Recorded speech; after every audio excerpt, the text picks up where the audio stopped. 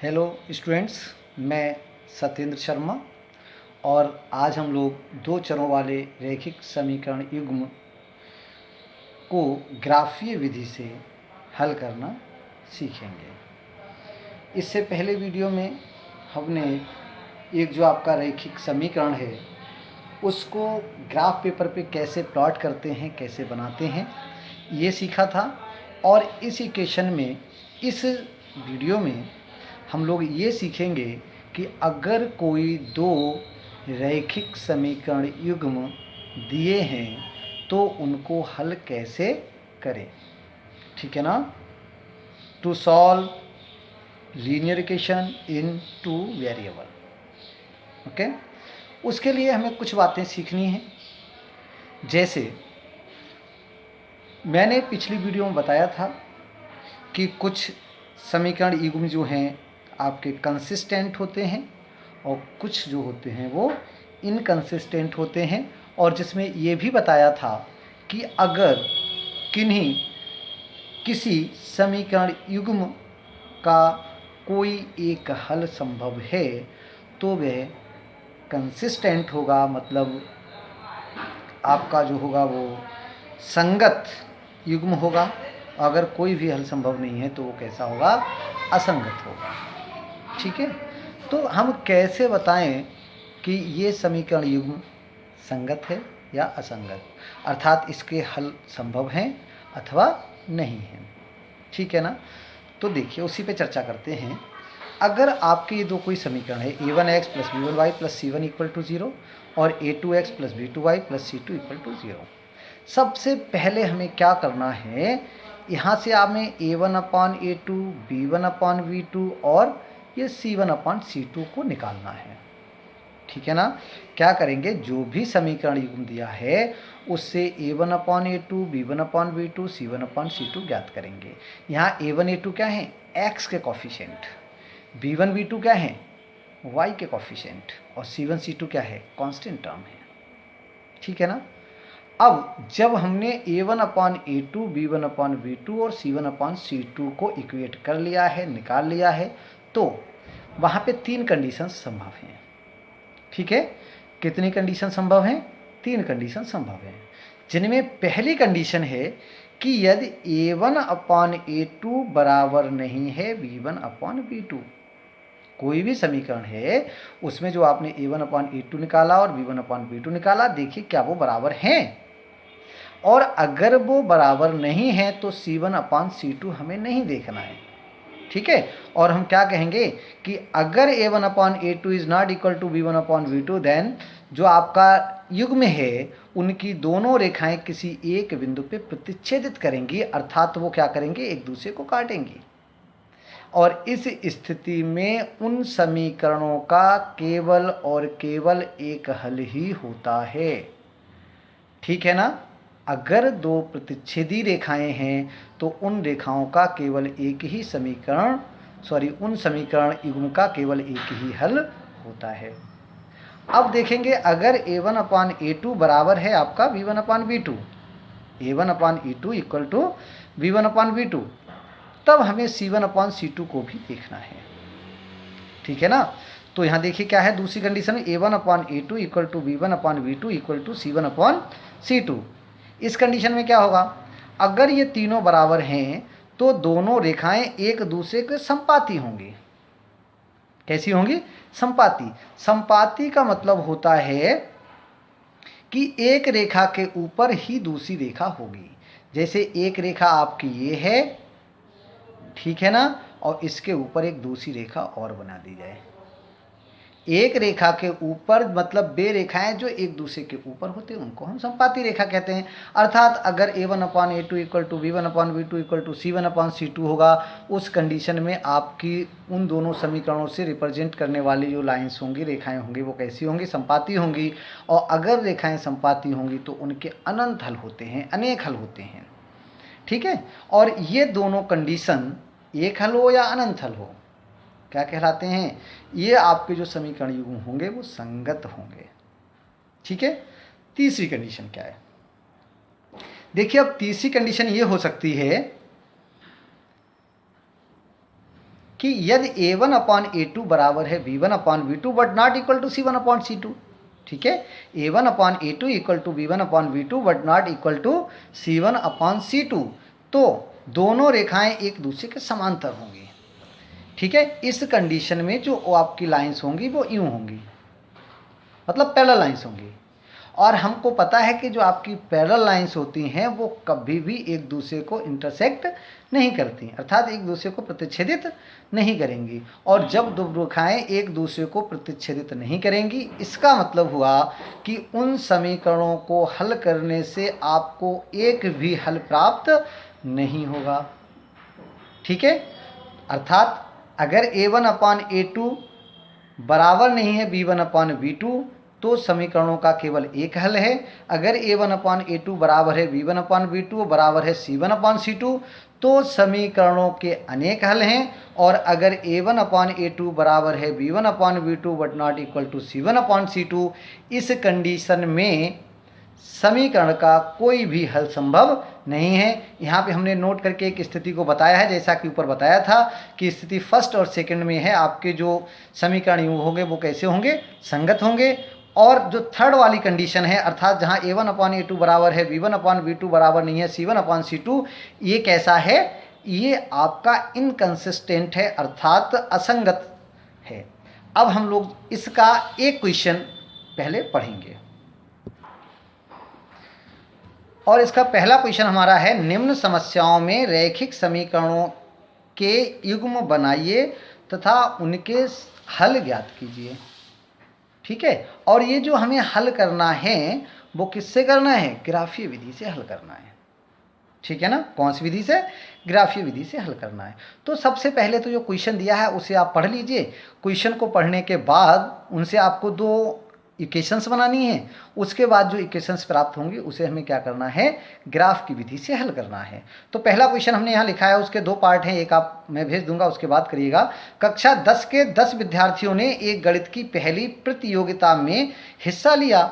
यदि लड़कियों की संख्या लड़कों की संख्या से 4 अधिक हो तो प्रतियोगिता में भाग लेने वाले लड़कों तथा लड़कियों की संख्या ज्ञात कीजिए।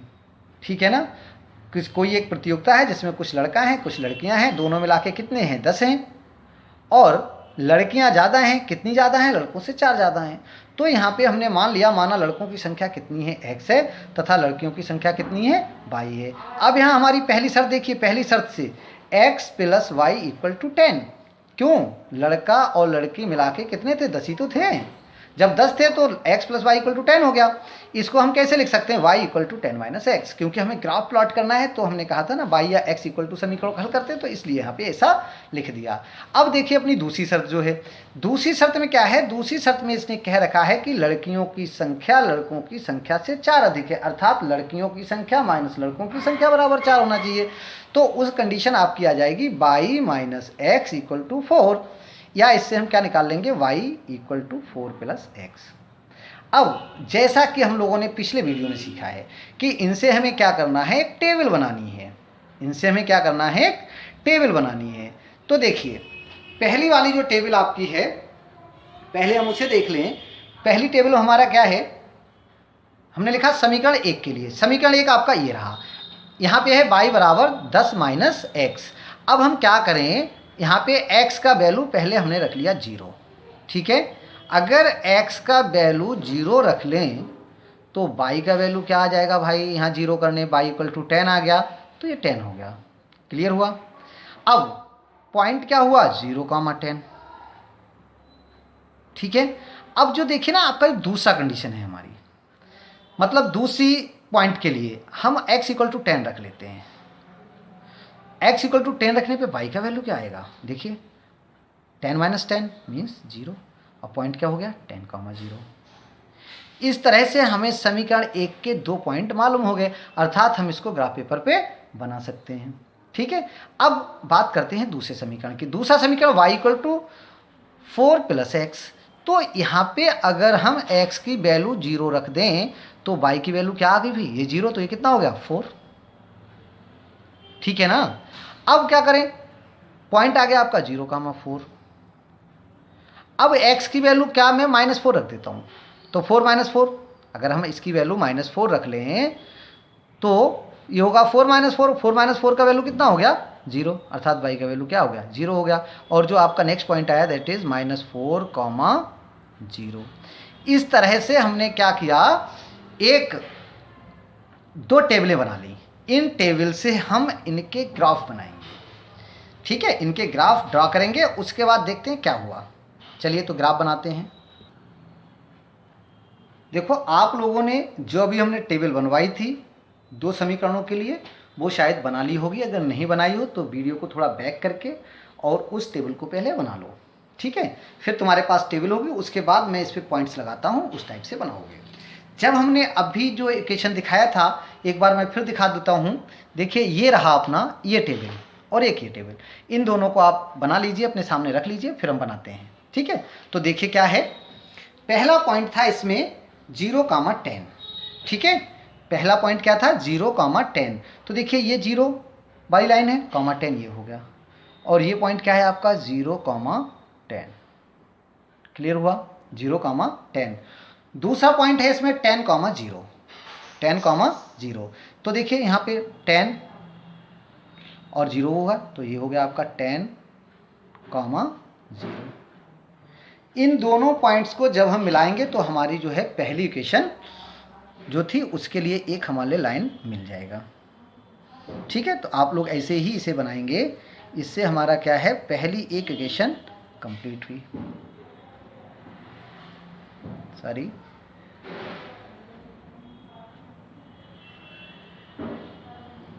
थोड़ा प्रॉब्लम था, फिर देखिए वंस अगेन।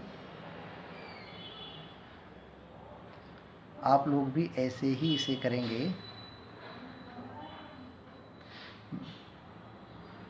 पेन में थोड़ा, चलिए कोई बात नहीं, मैं दोबारा बना रहा हूँ, ठीक है। ये बन गई। उसके बाद आपके दो पॉइंट और बचे हैं अभी। वो दो पॉइंट कौन से हैं, एक था आपका 0, 4, तो 0, 4 आपका ये पॉइंट हो गया, राइट, 0, 4। और जो दूसरा पॉइंट है वो है -4, 0। तो -4, 0, देखिए इधर भी मैंने कुछ बनाया ना, -4, 0, -1, -2, -3, -4, ये है पॉइंट आपका -4, 0।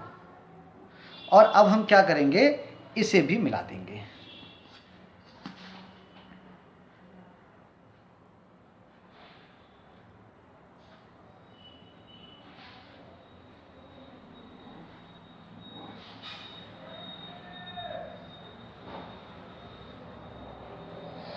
ठीक है, हमने दोनों को मिला दिया। ये वाला जो आपका समीकरण है वो समीकरण था x + y = 10,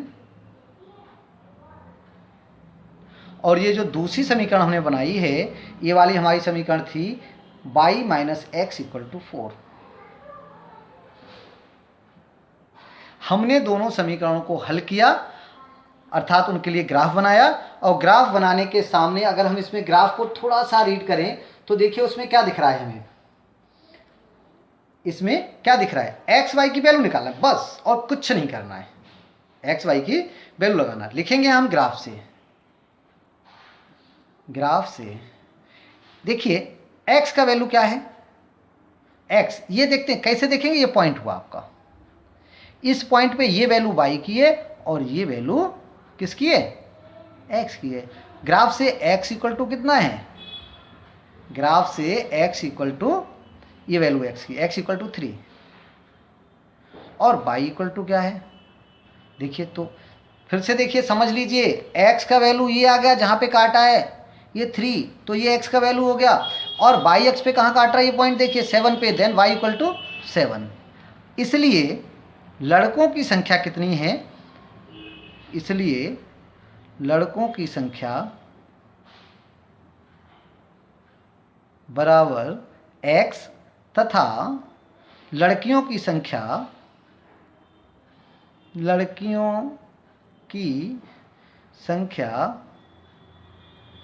बराबर बाई। अब ये हमने इसलिए लिख दिया, वहाँ हमने यही माना था। अगर तुम जाके देखोगे तो हमने लड़कों की संख्या को x माना है, और x की वैल्यू क्या आई 3, और y की वैल्यू क्या आई, y की वैल्यू, सॉरी ये थोड़ा यहाँ पे मिस्टेक है, y = 7, देखिए y इक्वल टू 7, तो y इक्वल टू क्या आ गया आपका 7। अर्थात लड़कों की संख्या 3 होगी, लड़कियों की संख्या 7 होगी। ठीक है इतना। अच्छा, इसमें एक चीज हमें और थोड़ी ध्यान रखना है, जब भी हम इस टाइप के ग्राफ बनाएंगे तो उसमें उसके लिए एक हमारे लिए पैमाना भी लिखना होता है। ठीक है, तो यहां आप लिखेंगे पैमाना। पैमाना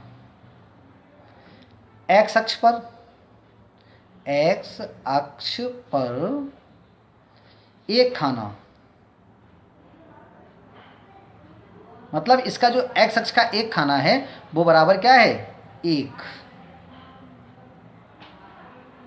छात्र। ठीक है, और बाई अक्ष पर एक खाना बराबर एक छात्र। यहां पे ये जो माना है, एक जो हमारा छात्र है, तो एक्स अक्ष पे हमने एक्स को क्या माना था, लड़का माना था, तो यहाँ जो छात्र है इसे आप एक लड़का भी कह सकते हैं, एक लड़का, क्योंकि हमने जो एक्स अक्ष पे माना है वो किसे माना है, लड़के को माना है। और नीचे वाई पे एक छात्र, इसका मतलब हम क्या लिख सकते हैं, एक लड़की। ये जो एक्स अक्ष है यह आपके लड़कों की संख्या है, लड़कों की संख्या, और इधर जो है वो आपका क्या है, लड़कियों की संख्या, लड़कियों की संख्या। इस तरह से ये हमारा एक ग्राफ बन गया है। ठीक है, हमने उसे सॉल्व करके एक्स वाई की मान भी निकाल लिए हैं।